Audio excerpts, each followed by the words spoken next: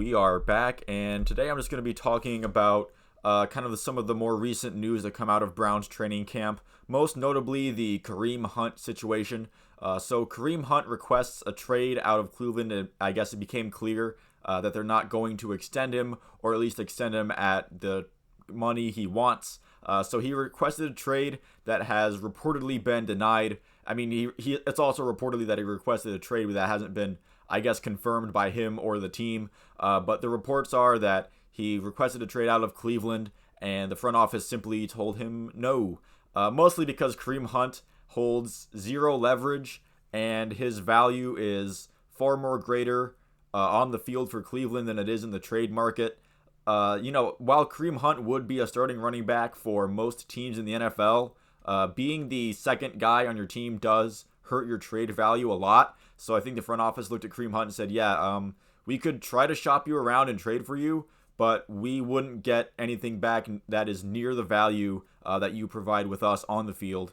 So unless a better trade comes around, I don't think he's going to be traded anytime soon. Although the Browns usually do deny trade requests at first. I know, Baker Mayfield, his trade request was denied at first, and then they went out and got Deshaun Watson. That kind of made it inevitable that he would be traded. Remember, there was a year or two ago when David Njoku reportedly wanted out, and the front office basically told him no too. And now he's, one of the highest paid tight ends in the league and their clear starter. So this isn't necessarily like the end of his career here with the Browns in Cleveland. It certainly doesn't look good, although he did take part in team drills again. He was holding out of team drills. He was doing individual drills, but not team drills. But today he was doing team drills again. So maybe that either indicates that they're taking a step in the right direction as far as getting a deal done, or maybe that Kareem Hunt just figures that he can't really do much right now besides maybe wait and just have like a really good season, and then hopefully he gets a bigger deal from either Cleveland that he wants or just another team that will give him more of an opportunity than that he can in Cleveland.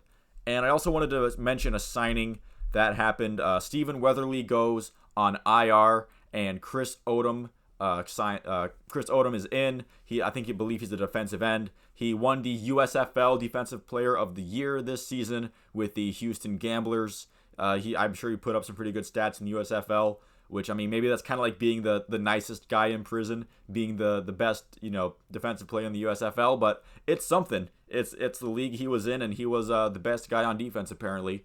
So he has played in the NFL before, never really stuck around any one place. He's also played in the AAF and the CFL, so he's been a professional football player for a very long time now.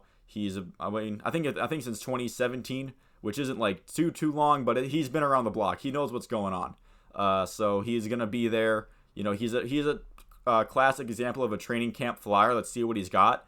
And I think as far as players in these spring leagues, like the XFL is gonna be, and the USFL, and even the CFL, this is probably like the best case scenario for most of these guys, is that they ball out in one of these lesser leagues and they get brought up to the NFL on a training camp tryout, and they maybe make a roster spot by the end of it, which is good for that player. But I feel like as far as adding legitimacy to these spring leagues, I mean, I guess if they're just going to be like feeder leagues to the NFL, then that might be okay. And maybe at one point the NFL tries to strike a deal to make them like a minor league or something.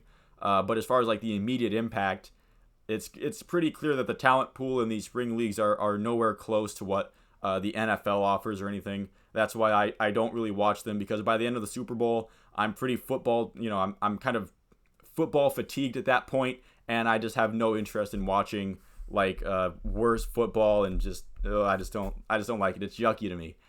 Thank you all for watching. If you've made it this far, if you liked the video and you'd like to see more stuff like this, please feel free to like and subscribe. Let me know what you think about the Kareem Hunt situation and the Chris Odom signing in the comments below.